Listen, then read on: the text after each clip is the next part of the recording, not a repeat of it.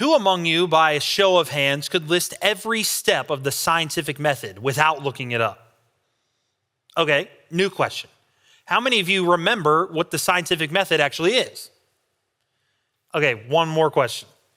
How many of you know what science is? Okay, great. I'm glad to see that most of you are paying attention in school, or at least I'm going to take your word for it. Now, if you don't know and you need a little refresher, the scientific method is a procedure you follow when you're trying to conduct a fair, unbiased experiment to answer a question you might have about anything. If you want to understand why something happens or how something's going to behave if you put it in a particular situation, you'd conduct an experiment following the scientific method. So first you would observe, then you'd ask your question, like, what am I trying to find out?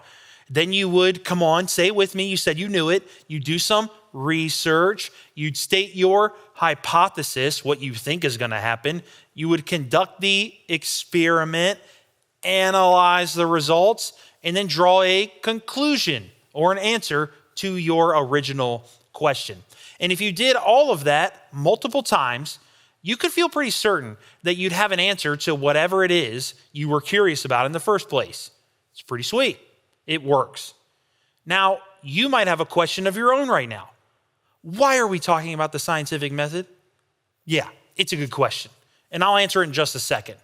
But first, I want to let you know that today we begin the series that will take us right up to Easter. So this one's a pretty big deal.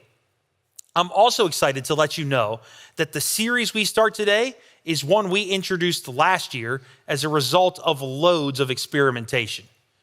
Turns out, the PCC student staff has had questions we've been trying to answer for years now around here. One in particular: how much do our students know about the Bible? And along the way, we've run all kinds of tests, unbeknownst to you, in order to figure out the answer. Let me give you just one example. During our first Rise of the year, Lindsay led us in a game of Bible trivia. Pretty simple, kind of predictable, nothing out of the ordinary for a church to do. What we didn't tell you at the time was we played that game intentionally in order to figure out how much you knew or didn't know about the Bible.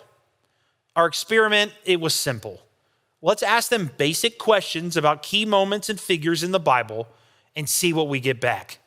And let's package it in the experiment like a game in hopes that their competitive nature will draw more answers out of them. And then we said, once the game is over, we'll see where the knowledge gaps are or where they aren't.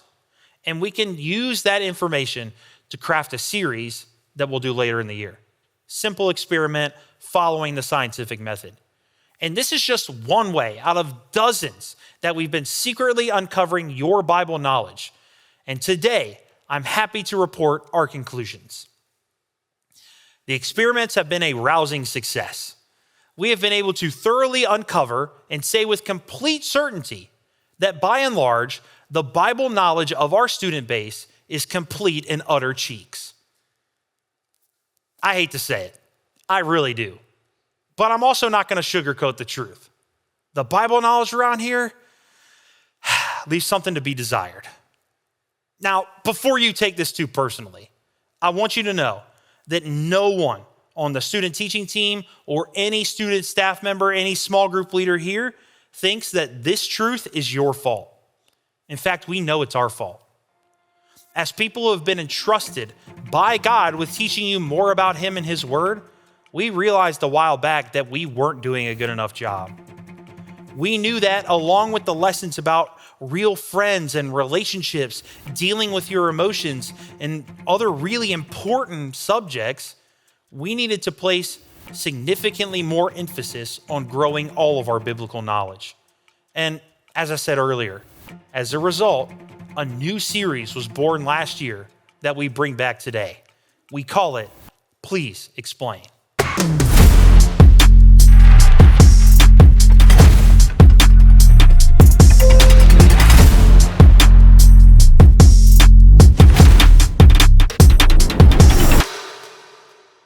Last year, during our Please Explain series, we laid out the actual structure of the Bible. We discussed the Old Testament, the New Testament, and the different literary styles contained within these testaments and how to read them. And the hope is that with a new understanding of how the Bible was literally constructed, it would bring new life to it as you read it. Now, if we wanted to, we could just stick with that topic every single time we did this series because there is so much more to be said about the construction of the Bible. But we decided, based on our use of our tests and scientific method with you, that we'd go in a different direction with the series this year.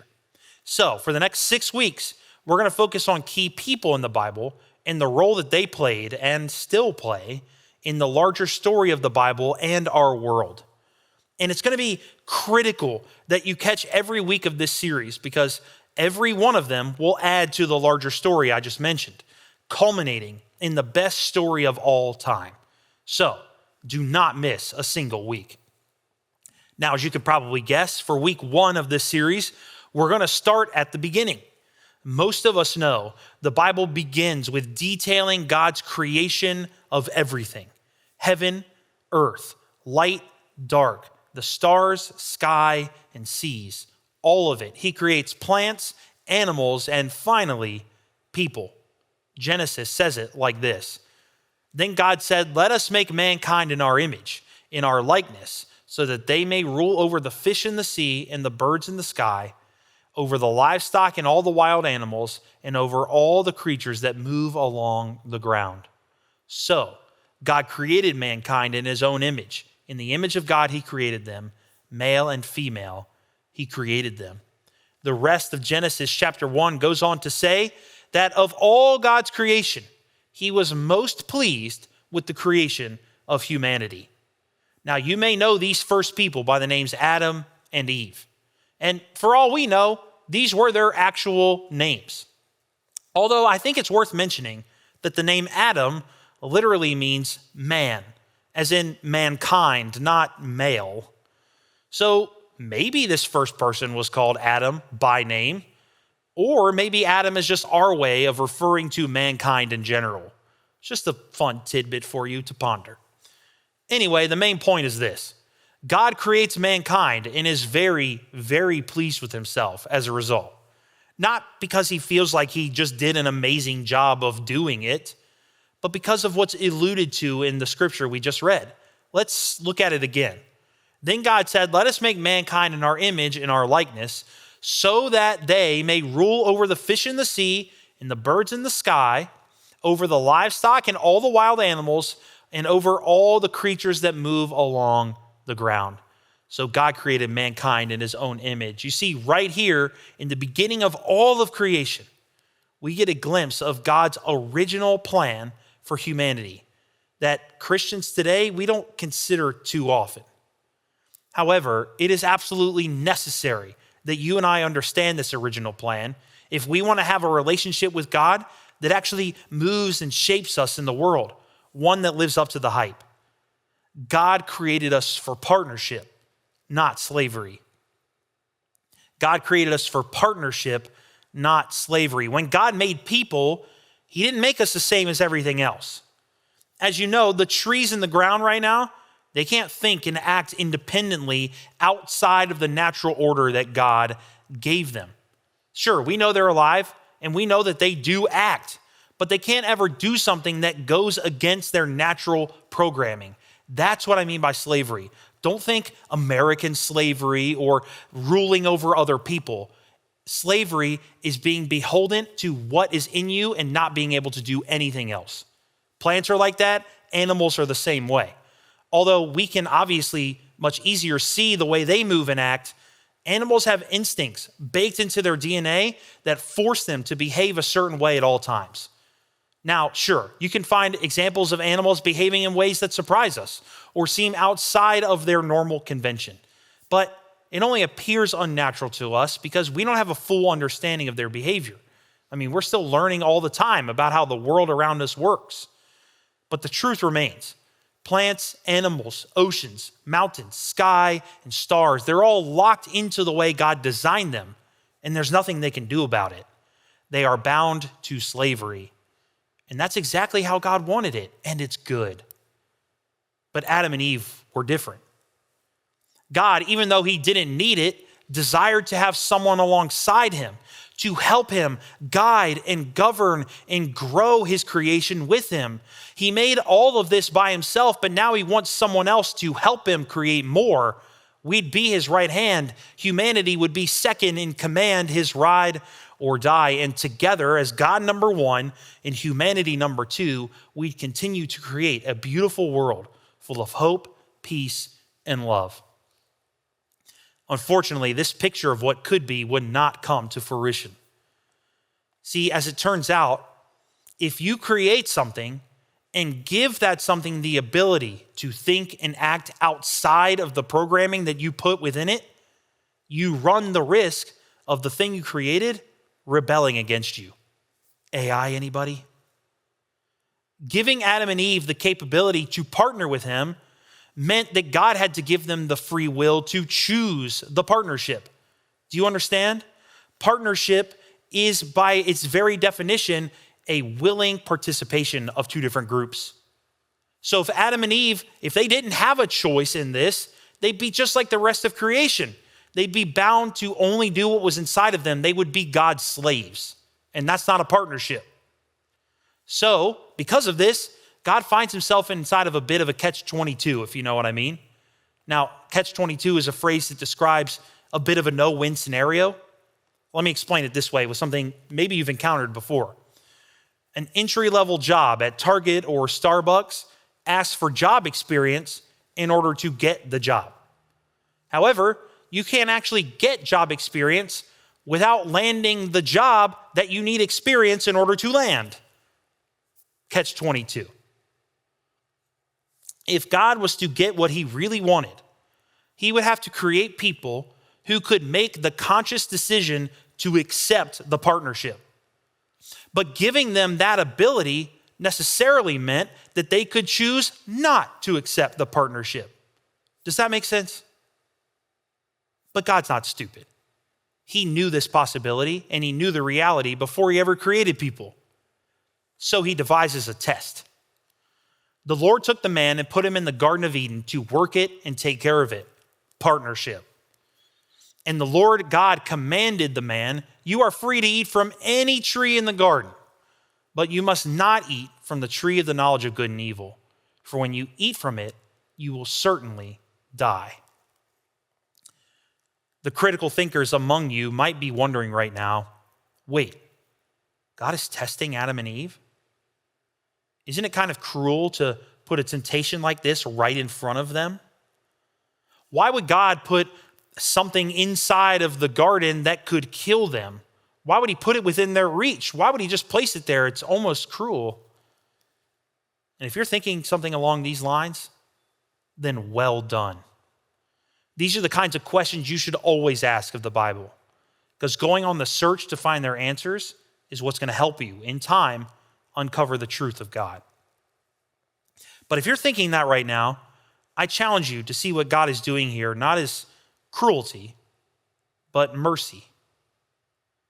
You see, again, because God's creation, humanity, can choose to either go with him or not go with him, God already knows that as creation continues on from this point forward, his greatest creation, mankind, is going to run into all kinds of temptations to deviate from the partnership, to deviate from his design. Remember, the ability to do so is there because it's the natural byproduct of free will. So God gives them a test, but the test is in a very controlled environment. And if they can pass what is seemingly an easy test in the middle of the Garden of Eden, literally heaven on earth, then this partnership plan, it might just work. But they fail. They fail big time. When the woman saw that the fruit of the tree was good for food and pleasing to the eye, and also desirable for gaining wisdom, she took some and ate it. She also gave some to her husband who was with her, and he ate it. Then the eyes of both of them were opened, and they realized they were naked. So they sewed fig leaves together and made coverings for themselves. Adam and Eve, tempted to go against what God had in mind for them, gave in and did the one thing God told them not to do. And God's test designed to prove that his creation really could live up to the partnership, well, it did exactly what he knew it might. It proved that Adam and Eve were not ready for the partnership. You'll notice, though, that they didn't die like God said they would. Well, how can that be? Well, there are two things at play here, I think. First of all, they did eventually die, right? They're not still with us. God didn't say they would instantly die. He said they would certainly die. But the other thing here that I want to focus on, I think is equally as important. Because it's not that their bodies instantly died, but something did die right away in that moment. Their purpose. And after this mistake, God had no choice but to kick them out of the Garden of Eden that he had set aside for them. Because they proved definitively that they couldn't be trusted with the partnership and were cast out. Adam and Eve's story, it's a cautionary tale for you and me about the consequences of giving in to temptation. God has something better for us. But if we can't be trusted to live into it, then God has no choice but to cast us out. It's not because he's bad or evil or he's not good or he doesn't have grace or mercy, but his perfect creation, his perfect partnership plan has no room for someone trying to screw it up with their own greed, envy, or ego. But there is a ray of hope in this story, even in the midst of this disaster.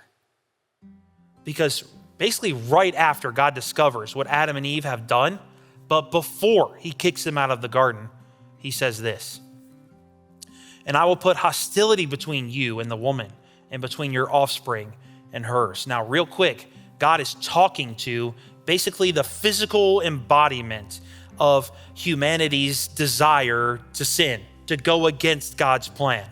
You should read Genesis 3 to get the whole story, but that's what's happening.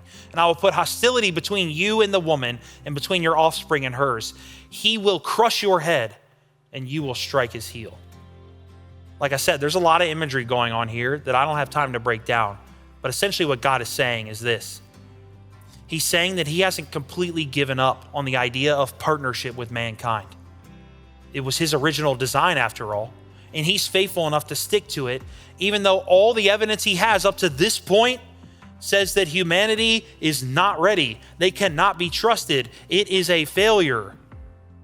What God is saying is that someday, one will come along, and he will pass the test that God has for him. Someday there will be one who willingly chooses to partner with God on his creation-ruling, life-building, world-redeeming mission. He will crush the head of greed, of ego, of envy, of sin, and of death once and for all. For the rest of this series, we're going to explore different people who, in their own unique way, face tests from God to see if they might be ready like Adam and Eve weren't. Spoiler, they all fail the test. Every last one of them. Except for one. Who will this one be? Who will this man or this Adam be? And how does this person to come affect you and me here and now? Find out next week as we continue our series. We'll see you then.